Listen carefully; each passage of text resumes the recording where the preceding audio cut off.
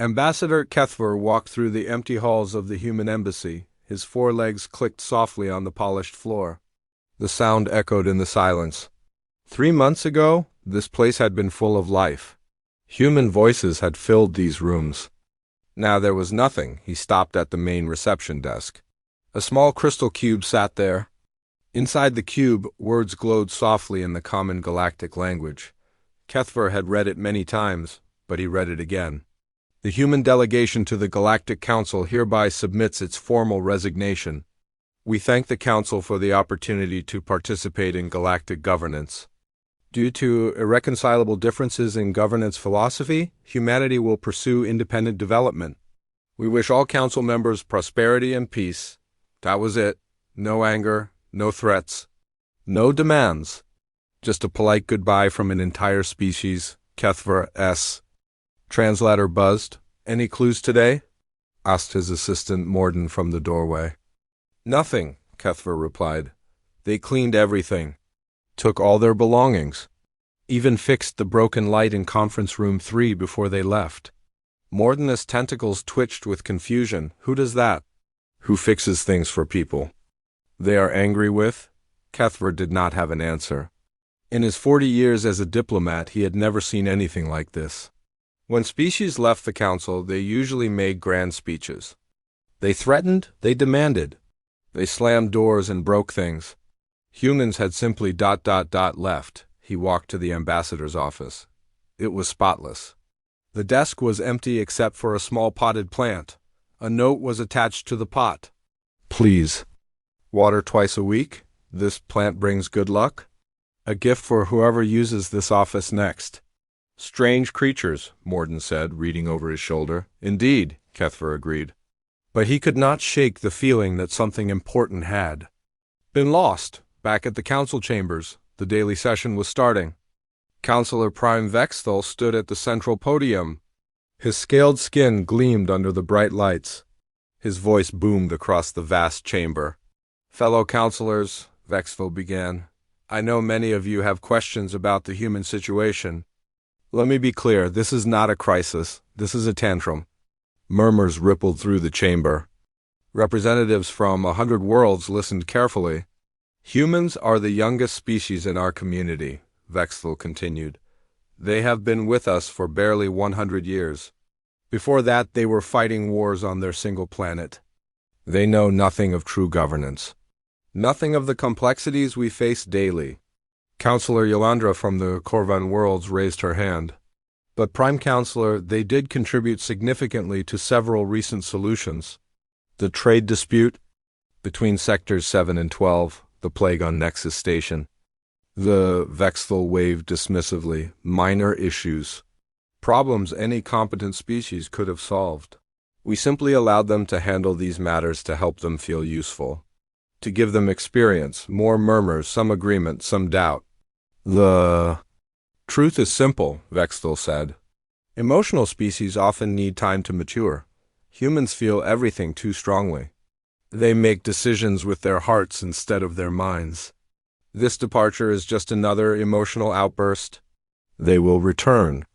When they realize they need us more than we need them. Fleet Commander Zarthok of the Krex Hegemony stood up.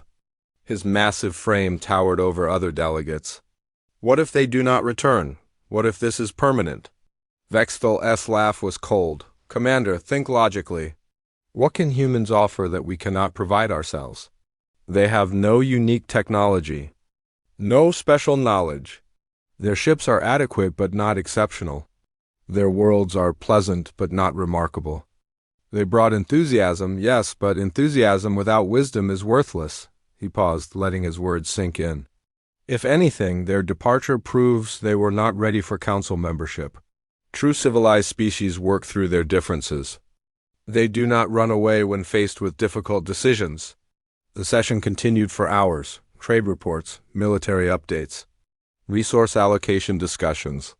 The same topics that had been discussed for centuries. But Kethver found it hard to focus. He kept thinking about the empty embassy. About the fixed light, about the plant with its cheerful note, about the humans who had cleaned their offices before leaving. After the session, he walked to the council. archives. He wanted to review human contributions over the past century. The computer pulled up the files quickly. The list was longer than he expected. Medical breakthrough on Corvan plague. Human team led by Dr. Sarah Chun developed new treatment protocol. Death rate reduced from 40% to 3%. Trade dispute resolution between Ethereal Collective and Krex Hegemony. Human mediator ambassador James Wright found compromise solution. Both sides maintained honor while reaching agreement. Asteroid mining efficiency improvement. Human engineer Maria Santos redesigned extraction systems. Output increased 200% while reducing environmental impact. The list went on. And on. Kethver frowned. He had not realized how often human names appeared in council success stories. He had thought of their contributions as minor, helpful but not essential, but as he read, a pattern emerged. Humans had a strange talent for finding solutions that satisfied everyone. They looked at problems differently. Where other species saw only two choices, humans often found a third option. His communicator buzzed. A message from the council's medical division. They were having trouble with a bacterial infection on mining station Theta 7. The cure required a specific gene therapy technique. They needed human expertise. Kethver sent a standard request to Earth. The response came back within an hour. Thank you for your inquiry. Humanity no longer provides services to council operations. We recommend consulting the Corvan Medical Institute or the Zelani Health Collective. Best wishes for a successful resolution. Polite, professional, final. Kethver stared at the message. He tried calling Earth directly. The call was answered immediately by an automated system. Thank you for contacting Earth Central Communications. If you are a council representative, please note that Earth is no longer accepting council communications except for critical humanitarian emergencies. If this is such an emergency, please state the nature of the crisis and your contact information. Otherwise, we wish you well and ask that you respect our decision to pursue independent development. Kethver ended the call without leaving a message. Mining Station Theta 7 was not a critical humanitarian emergency. It was just a problem that needed solving, like hundreds of other problems humans had helped solve over the years. He walked back to his office slowly. Outside his window, space traffic moved in orderly patterns. Council ships, merchant vessels, passenger transports. Everything looked normal. Everything looked the same as it had for decades, but something was different. Something was missing. In his office, Kethver pulled up the human trade records. Human ships had been frequent visitors to council space. Not just official vessels, but private traders, research ships, exploration craft. They had been everywhere, it seemed, but in the past 3 months, none had been spotted in council territory. Not one. It was as if an entire species had simply vanished from their part of the galaxy. Kethver settled into his chair and began writing his daily report. But his thoughts kept returning to the empty embassy, to the plant that needed watering, to the species that had fixed a broken light before saying goodbye forever. For the first time in his long career, Ambassador Kethver wondered if the Galactic Council had made a terrible mistake. Dr. Yolandra stared at the test results on her screen. The numbers were wrong. They had to be wrong. She ran the analysis again, but the results stayed the same. The plague on Terminus 7 was getting worse. She rubbed her tired eyes with her secondary hands while her primary hands worked the controls. 6 months had passed since the humans left the council. 6 months since everything started falling apart in small ways. Doctor, her assistant Krevlon called from across the lab. The latest patient reports are in. Yolandra's stomach dropped. How many new cases? 347 in the past day. Death rate is now at 38%. Yolandra closed her eyes. When this plague first appeared on Terminus 7, it had seemed manageable, a simple bacterial infection. The kind of thing the Council Medical Corps dealt with regularly, but this bacteria was different. It adapted quickly. Every treatment they tried worked for a few days, then stopped. The bacteria learned to resist their medicines faster than they could develop new ones. Krevlon, she said quietly, pull up the medical archives. Search for Similar cases from the past century. Her assistant's fingers moved quickly over the controls. Data scrolled across his screen.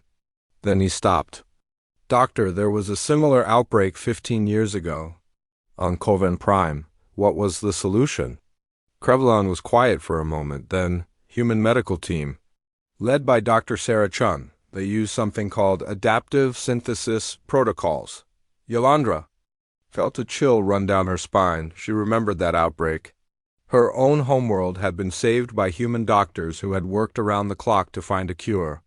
At the time, she had barely noticed they were human. They were just the team that solved the problem. What are adaptive synthesis protocols? She asked. I don't know. The technique is mentioned in the files, but the details are classified. As human medical specialty, the notes say it requires intuitive molecular understanding and nonlinear thinking patterns. Yolandra pulled up the communication system. She had to try. Get me a connection to Earth Medical Central. The call went through the standard channels. The response was automatic. Thank you for contacting Earth Medical Services. Earth no longer provides medical consultation to Council territories. We recommend contacting the Galactic Medical Institute for assistance. If this is a critical humanitarian emergency involving mass casualties, please state the nature of the crisis. Yolandra hesitated. Was this a critical emergency? People were dying, but plagues happened. The Council dealt with them all the time. This is Dr. Yolandra of the Corvin Medical Institute. We have a bacterial plague on Terminus 7. The bacteria adapts to our treatments. We believe human adaptive synthesis protocols might help. We're requesting consultation on humanitarian grounds. The silence stretched for long minutes. Then a new voice came on the line. Human, female, professional but cold. Dr. Yolandra, this is Dr. Elizabeth Santos of Earth Medical. We've reviewed your request. The situation on Terminus 7, while unfortunate, does not meet the criteria for humanitarian emergency intervention. The Council Medical Institute has adequate resources to handle bacterial infections. We suggest consulting your archives for STA-NDA-RD treatment protocols. But we don't understand the adaptive synthesis technique, Yolandra said desperately. Your people developed it? Without it, Dr. Yolandra, the human doctor interrupted gently, the council leadership made it very clear that human techniques were unnecessarily complex and that our approaches were unwelcome. We're sure you'll find a solution using approved council methods. Good day. The connection ended. Yolandra stared at the blank screen. Around her, the lab continued its work. Researchers tested medicines that would not work. Nurses prepared treatments that would fail. And on Terminus 7, people continued to die. Across the galaxy, Ambassador Kethver was having his own problems. The Krex hegemony and the ethereal collective were at each other's throats again. It started small, as these things always did. Trade dispute over rare metal mining rights in the Proxima Drift. The Krex claimed ancient territorial rights. The Ethereals claimed the metals were needed for their life support systems. Both sides were technically correct. Both sides refused to compromise. Kethver sat in the mediation chamber between Fleet Commander Zarthok and Ethereal Speaker Nimara. The tension in the room was thick enough to cut. The Krex hegemony has held mining rights in the Proxima Drift for 200 years, Zarthok growled. His massive claws scraped against the table. These rights are recognized by council law.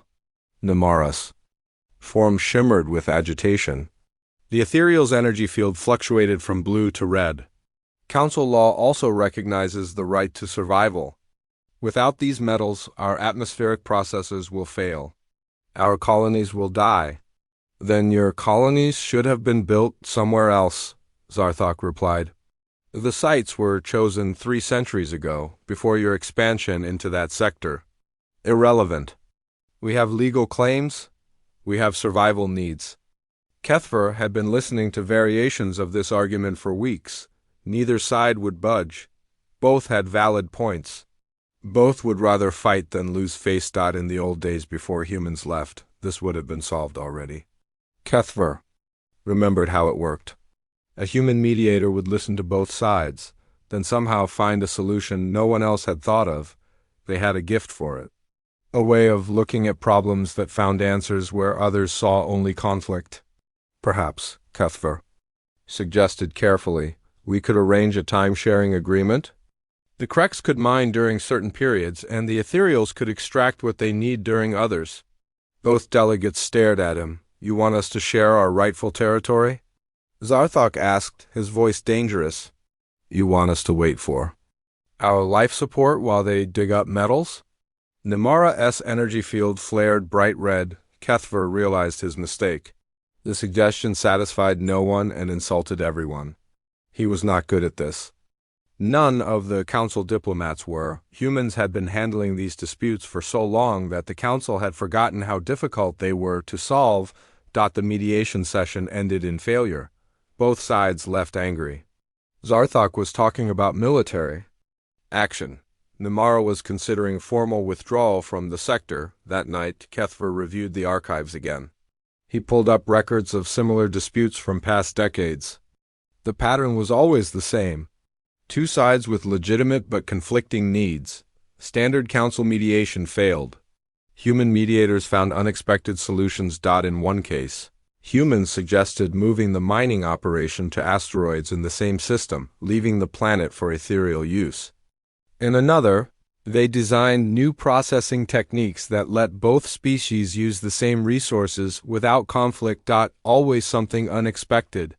Always something that preserved everyone's dignity while solving the actual problem. Kethver tried calling Earth's diplomatic service.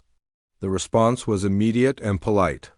Thank you for contacting Earth Diplomatic Services. Earth is no longer providing mediation services to council disputes. We recommend consulting the council's internal mediation protocols or seeking third-party arbitration through approved council mediators. He ended the call without leaving a message. The approved council mediators were people like him. People who saw only two sides to every problem. People who had forgotten how to think differently because humans had been doing the thinking. For them, the next morning brought worse news. 3 more worlds reported bacterial outbreaks similar to Terminus. The Krexetherial dispute had escalated to military posturing. And 17 minor trade conflicts that would normally be resolved quickly were dragging on without solutions. Kethver called an emergency council session. Representatives from across the galaxy gathered in the Great Chamber. The mood was tense. Fellow council members, Kethver began, we need to discuss our current situation.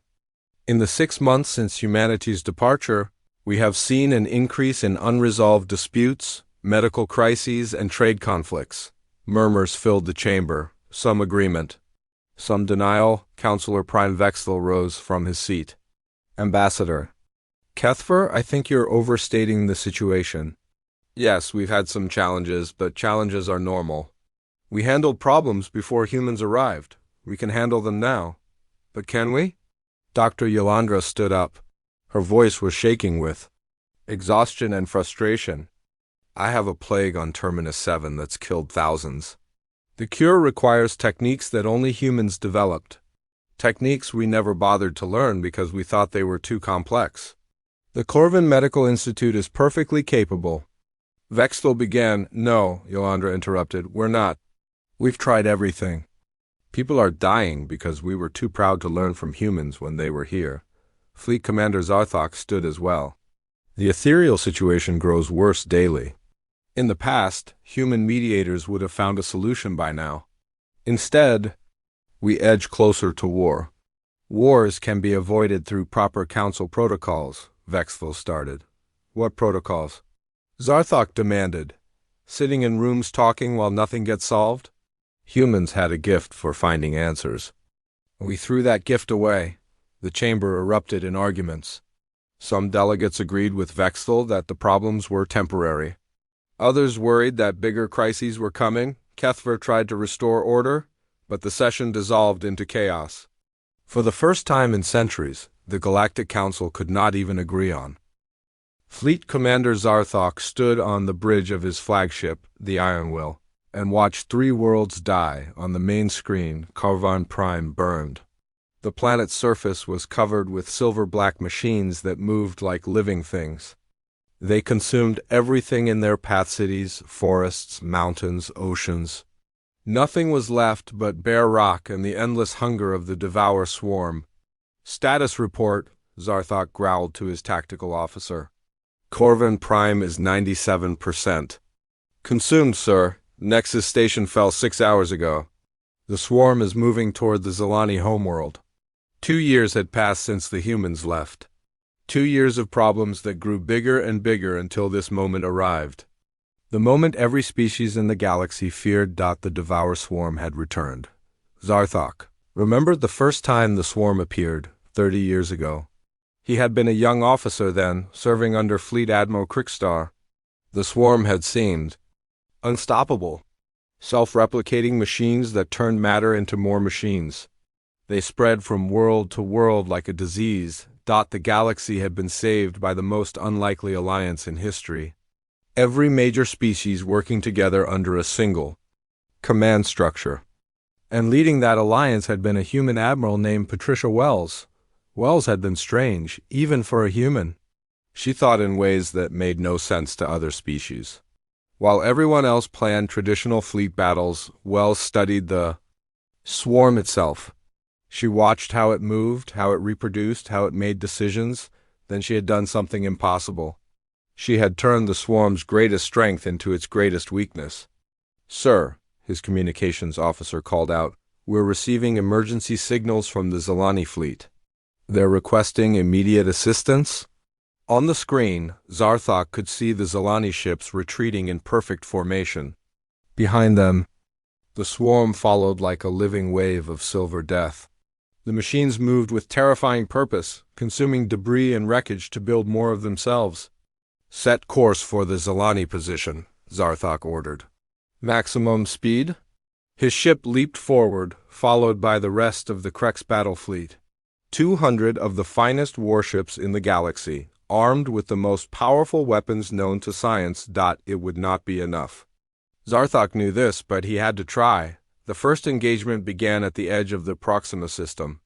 Krex ships opened fire with plasma cannons and quantum torpedoes. The weapons hit their targets perfectly.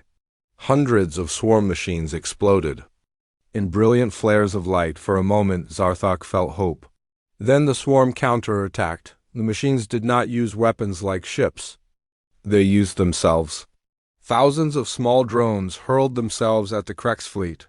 They struck the shields and hulls, then began to burrow inside. Within minutes, they were converting the ship's own materials into more swarm units. "The Valiant Spear is compromised," his tactical officer reported. "Hull breach on decks 7 through 12. The machines are spreading through the ship." On the screen, Zarthok watched one of his best destroyers slowly transform. The ship's hull changed color from red to silver black. Its weapons turned to point at the rest of the fleet. "All ships, target the Valiant Spear," Zarthok ordered. The words tasted like poison in his mouth. His own fleet destroyed the ship before it could be fully converted. But the swarm had learned from the engagement. The next wave of attacks came from different angles. Using new tactics, the battle lasted 18 hours. When it was over, the Krex fleet had been reduced to 60 ships. The swarm had grown by consuming the destroyed vessels and was moving toward the next system. Zarthok retreated to council space to regroup and plan. But there was no plan. The traditional tactics that worked against normal enemies were useless against the swarm. At the emergency council session, panic filled the great chamber. Representatives from dozens of worlds shouted at each other. Some wanted to evacuate their systems, others demanded immediate military action. Everyone had ideas, but no one had solutions. "Order!" Counselor Prime Vexthal called out. "We must approach this logically. The swarm can be defeated. We have superior technology, superior numbers." "Superior numbers?" Dr. Yolandra interrupted. She looked terrible. The plague on Terminus the Seventh had never been solved, and now the swarm had consumed that world too. "The swarm grows stronger with every ship we lose. Every battle makes it bigger." "Then we don't fight battles," suggested Fleet Commander Morgeth. "Of the Ethereal Collective. We evacuate threatened worlds and wait for the swarm to burn itself out. Wait for how long? Zarthok demanded. The swarm doesn't burn out. It consumes everything and keeps growing. If we run, it will eventually consume the entire galaxy. Ambassador Kethver stood up slowly. There is another option. The chamber fell silent. 30 years ago, the swarm was defeated using a technique called asymmetric cascade targeting. The method was developed by Admiral Patricia Wells of Earth. Ancient history, Vexthal said dismissively.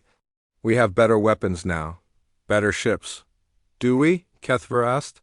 Because our better weapons and better ships just lost to the same enemy that humans defeated with older technology. He activated the holographic display in the center of the chamber. Records from the first swarm war appeared in the air. Admiral Wells studied the swarm for months before taking action. She discovered that the machine's efficiency was also their weakness. They shared information instantly across the entire swarm. They coordinated perfectly. But that coordination could be used against them. The display showed technical diagrams that hurt to look at. The mathematics were complex beyond understanding. Wells created what she called cascade weak points. She deliberately allowed the swarm to capture certain ships that had been modified with hidden programs.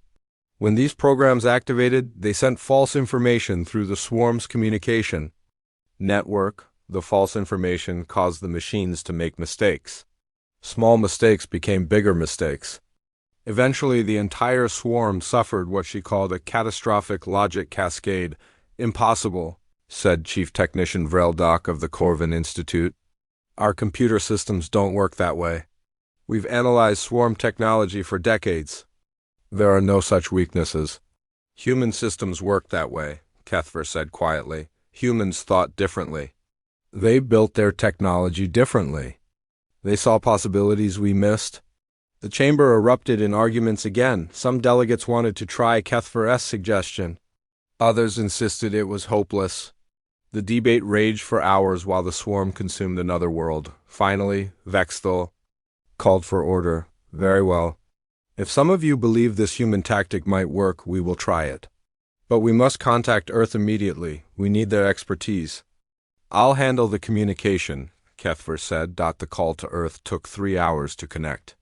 The response came from the same automated system as always. Thank you for contacting Earth Central Communications. If you are a council representative, please note that Earth is no longer accepting council communications except for critical humanitarian emergencies. This time, Kethver did not hesitate. This is Ambassador Kethver of the Galactic Council. We are facing a critical humanitarian emergency. The Devour Swarm has returned and is consuming council worlds. We need immediate assistance. The silence stretched for long minutes. Then a human voice came on the line, male, professional, tired. Ambassador Kethver, this is Director Michael Chun of Earth Crisis Management. We're aware of the swarm situation. Our hearts go out to the affected populations. Then you'll help? Another pause. Ambassador, I need to be very clear about something. The council leadership contacted us 2 days ago with this same request. Your Councilor Prime Vexthal was quite specific in his demands. Kethver felt his stomach drop. What did he say? He informed us that the Council expects humanity to fulfill its obligations to galactic security. He stated that our departure was illegal and that we had no right to withhold military assistance during a crisis. He demanded that we provide full technical specifications for asymmetric cascade targeting and assign Admiral Wells to command Council forces. And your response? Our response was simple, Ambassador. We are no longer members of the galactic community. We have no obligations to the Council. Admiral Wells retired 5 years ago and has no interest in returning to active duty. And even if we wanted to help, the technical specifications for cascade targeting were developed specifically for human computer systems. They won't work with Council technology. Kethver closed his eyes. Director Chun, please. People are dying. Entire worlds are being consumed. Whatever problems exist between Earth and the Council, Ambassador, Chun interrupted gently, let me tell you what happened when we tried to share cascade targeting technology 15 years ago. We offered it freely to the Council as part of our standard knowledge exchange program. Your military experts reviewed it and concluded that it was unnecessarily complex. They said human methods were inefficient and that Council technology was superior. The project was cancelled. The words hit Kethra like physical blows. We tried again 10 years ago, Chun continued. We suggested joint training exercises to teach cascade targeting to Council officers. Counselor Prime Vexthal personally rejected the proposal. He said that Council forces didn't need to learn primitive human tactics. But now you need us, Chun said. Now, when it's too late to learn, too late to. Counselor Prime Vexthal stood in his private office, staring at reports that changed everything he thought he knew about humanity. The Devour Swarm had consumed 8 worlds now. Council fleets were in full retreat. But somehow, impossibly, the reports on his desk were not about military defeats. They were about humans who were not supposed to exist. The first report came from a Corvan Deep Space Patrol. Commander Yelthar had been mapping escape routes from the swarm when his sensors detected something impossible. A human colony ship in the Outer Rim, far beyond any known human settlement, but it was not just any colony ship. It was massive, larger than most Council stations. And it was accompanied by ships from 3 species the Council had never seen before. Sir, his aide Morlek said quietly, there are more reports coming in. Vexthal activated his personal display. Data flooded the screen. Patrol reports from across the galaxy. Trade stations reporting contact with human vessels. Deep space observers detecting organized human activity in dozens of systems. All in regions the Council had never explored. How is this possible? Vexthal muttered. Our surveys were comprehensive. We mapped every inhabited system in this part of the galaxy. Morlek hesitated. Sir, I've been reviewing our survey protocols. It appears we only map systems with Council-recognizable energy signatures. If a civilization used different technology, we would miss them completely, Vexthal finished. The implications hit him like a physical blow. He opened the next report. This one came from an ethereal research vessel that had intercepted human communications by accident. The message was in human language, but the computer had translated it automatically. Cooperative Commonwealth Science Division to New Geneva Colony. The terraforming of System KX-4471 is proceeding ahead of schedule. The Vorthic engineers have solved the atmospheric processing problem, and the Nereid bioshapers are establishing ecosystem foundations. Estimated completion time, 14 months. Vexthal. Read the message 3 times. Vorthek, Nereid, species names he had never heard before. Species that were apparently working with humans to terraform entire worlds. He pulled up the Council's comprehensive species database. The greatest collection of galactic knowledge ever assembled. 2,000 species documented over 10,000 years of exploration. He searched for Vorthek. No results. He searched for Nereid.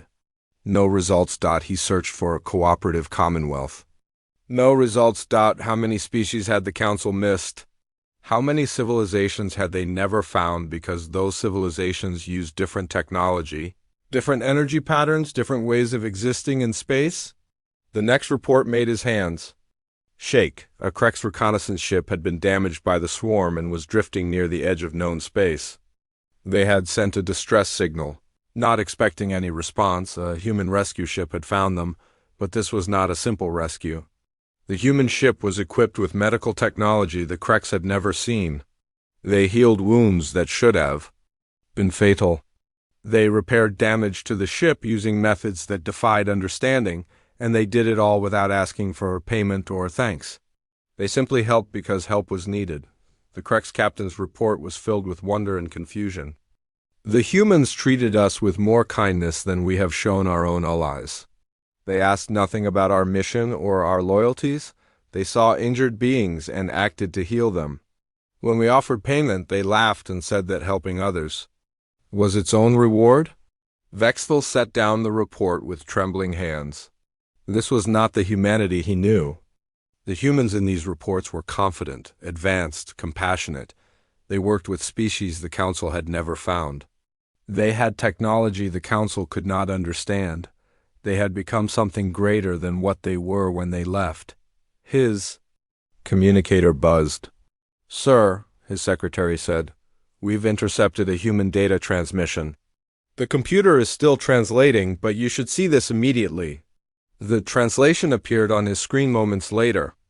It was a communication between human colonies discussing trade agreements and cultural exchanges.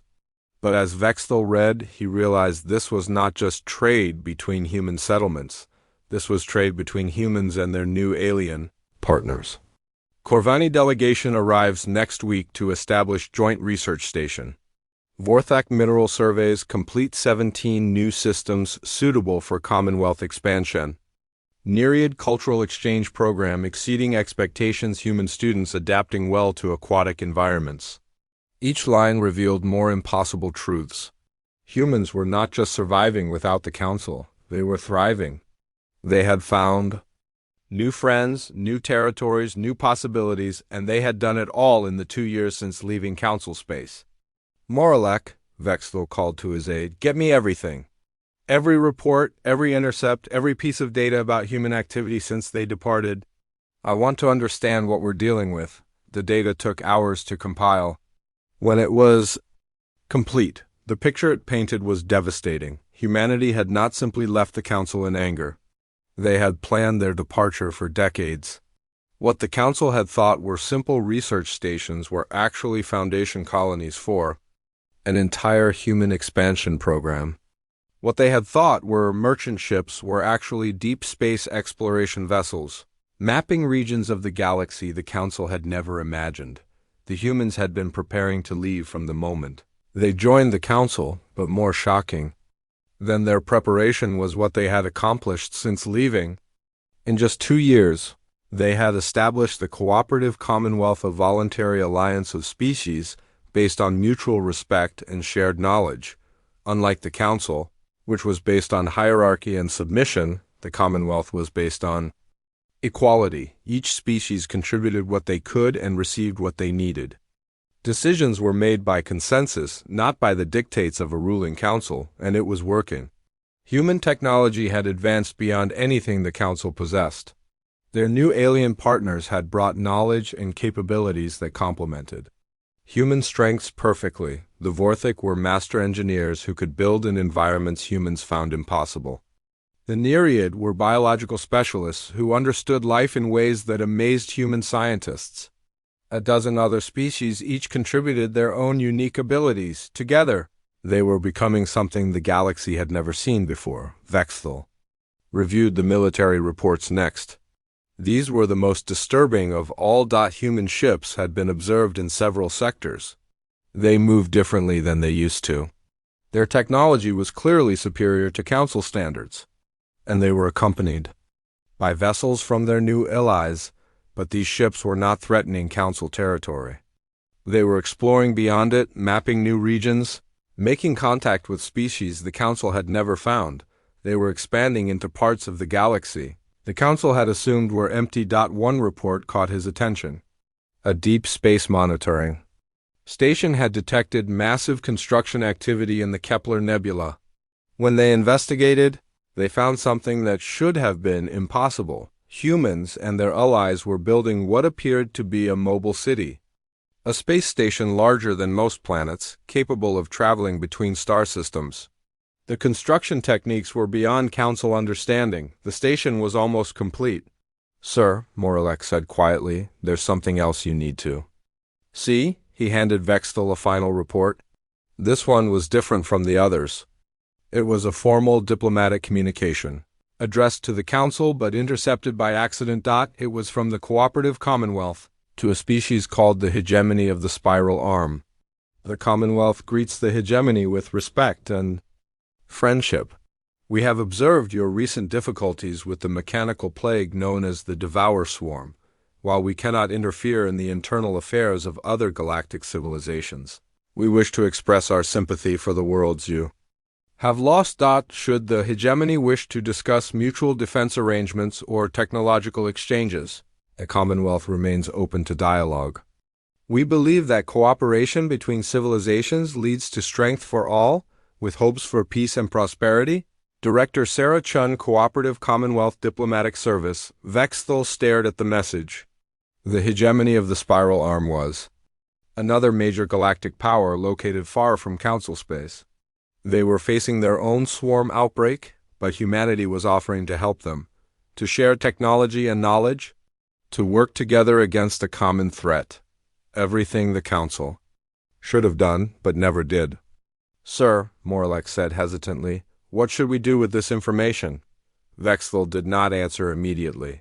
He was thinking about the empty human embassy, about the plant they had left behind, about the quiet dignity with which they had departed.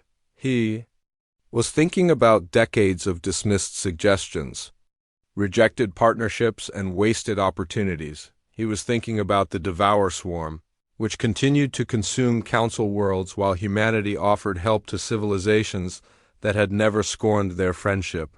Prepare a full briefing for the emergency council session, he said finally. Every delegate needs to see this. They need to understand what we lost when humanity departed. And then? Vexthal looked out his window at the stars. Somewhere out there, the swarm was advancing toward the Council's core worlds.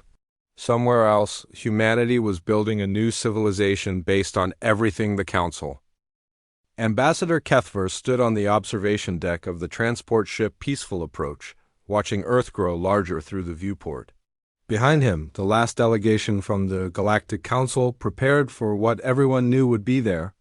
Final attempt at salvation. The Devour Swarm had consumed 12 worlds now. The Council's capital world had 3 days before the machines arrived. Every ship that could carry passengers was evacuating civilians to the outer colonies. Every weapon that could fire was being prepared for a last stand that could not be. This delegation was not about negotiations or demands. It was about begging.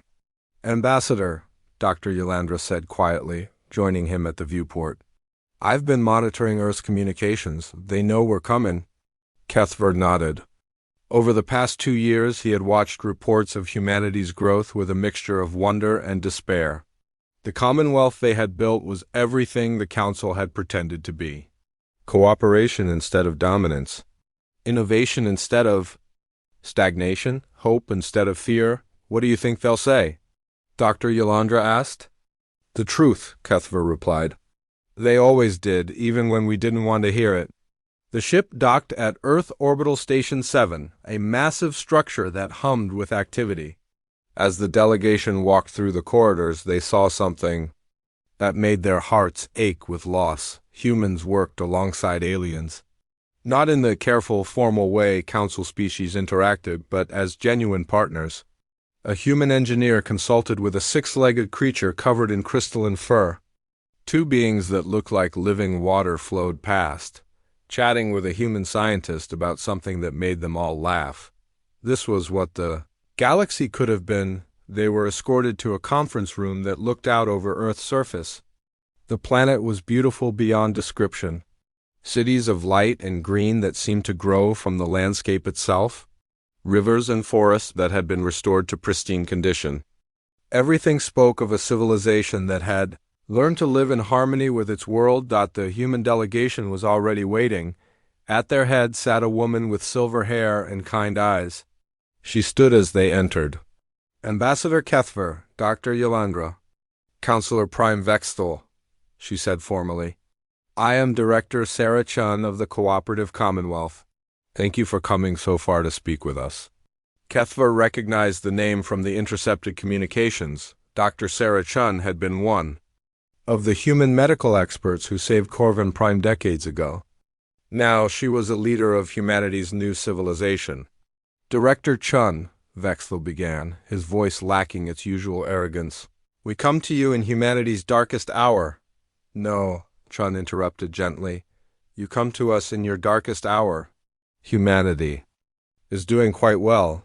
The words stung because they were true. Through the room's windows they could see proof of humanity's success. Ships from dozens of species moved through Earth's orbital space. The energy readings from the planet's surface showed technology that surpassed anything the Council possessed. Please, Dr. Ylandra said, stepping forward. We know we have no right to ask. We know we failed you. But billions of innocent people are dying. Children who never voted to reject your friendship. Families who never chose to dismiss your contributions. Chun's expression softened slightly. Dr. Yolandra, we know about the swarm.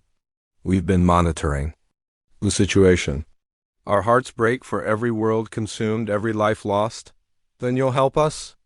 Vexthal asked desperately. Chun was quiet for a long moment. When she spoke, her voice was filled with sadness.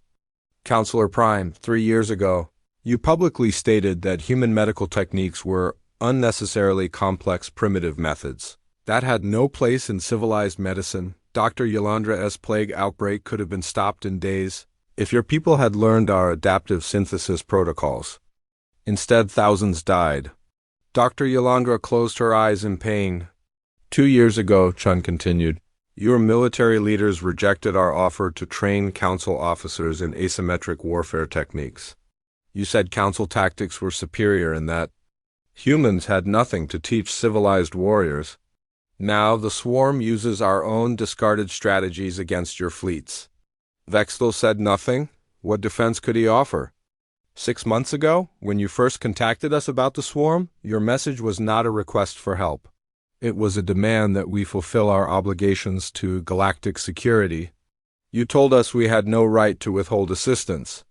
You ordered us to provide our technology and our people to clean up problems we had no hand in creating. Chun stood and walked to the window. Below, the lights of human cities sparkled like stars. We offered friendship and you gave us condescension. We offered knowledge and you gave us dismissal. We offered partnership and you gave us a subordinate role in your grand civilization. When we finally left, you celebrated our departure as proof that emotional species couldn't handle true governance. We were wrong, Kethver said quietly, about everything. We understand that now. Chun turned back to face them. Do you? Because even now, even in your final hour, you're not here to apologize. You're not here to admit that your system was flawed. You're here to ask us to save you from the consequences of your own choices. What else can we do? Vexthal asked, his voice breaking. The swarm cannot be stopped with conventional weapons. Only your cascade targeting technique has ever worked against it. Without your help, the entire council will fall. Will it? Chun asked. Or will the council's government fall? There's a difference. She activated a holographic display in the center of the room. It showed the current galactic situation. Red markers indicated swarm-consumed worlds. Yellow markers showed council evacuation efforts. We've been in contact with your refugee fleets, Chun said. Individual ships, colony leaders, research stations. People who are tired of dying for their government's pride. They're asking for sanctuary in Commonwealth space. Kethver stared at the display. Dozens of council vessels were moving toward the boundaries of Commonwealth territory. We've offered them what we offered you once upon a time, Chun continued. True partnership. Equal representation. A voice in their own government. Many have accepted. You're stealing our people, Vexthal accused. We're offering them a choice, Chun replied calmly. Something the council never did.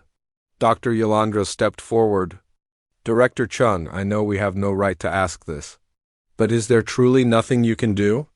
Some way to help that doesn't require you to sacrifice your principles. Chun looked at her for a long moment. When she spoke, her voice was very soft. Dr. Yolandra, we developed new anti-swarm technology last year. A refinement of the cascade targeting technique that would work with any computer system. It could stop the current outbreak in hours instead of months. Hope flared in the room. We've also developed new medical techniques that could cure the plague spreading through council space. Agricultural methods that could feed the refugee populations. Diplomatic protocols that could help your species work together instead of against each other. The hope grew brighter. All of this technology is ready. All of it could be shared. All of it could save millions of lives. Then why, Vexthal began. Because, Chun interrupted, sharing that technology would require us to abandon the people who trusted us when no one else would. The Commonwealth is not just humans anymore. We have obligations to our partners, our allies, our friends. People who believed in cooperation when the Council preached dominance. People who chose understanding when you chose arrogance. She gestured toward the window, where ships from dozens of species moved in peaceful harmony. If we help the Council now, we would be telling these people that their friendship means nothing. That the moment our old masters call, we abandon our new family. We would be proving that humans are as fickle and self-serving as you always believed we were. So you'll just let us die? Vexthel said bitterly. We'll let the Council die, Chun corrected. Your people are welcome to join us, to learn from us, to work with us as equals. But we will not rescue the system that spent a century telling us we were inferior. The room fell silent. Through the windows, Earth continued its ancient rotation, beautiful and serene. In space above, ships from 100 worlds worked together in ways the Council had never imagined possible. Kethver stood slowly. I understand, he said. We created this situation through our own choices. We drove away the people who could have saved us. Now we must live with the consequences. Ambassador Vexthel started. No, Kethver said firmly. Director Chun is right. We had every opportunity to build what they've built. Instead, we chose pride over wisdom, hierarchy over cooperation, control over partnership. This is what our choices have cost us. Chun's expression was sad but not unsympathetic. Ambassador Kethver, the Commonwealth will accept any Council refugees who wish to start over. We'll help them build new lives, new communities, new ways of thinking about civilization. But we cannot save a government that refuses to learn from its mistakes. The delegation returned to Council space in silence.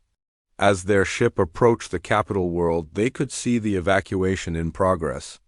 Thousands of vessels fleeing toward any destination that might offer safety. The Devour swarm would arrive in 18 hours. That night, Kethver stood in the empty Council chambers one last time.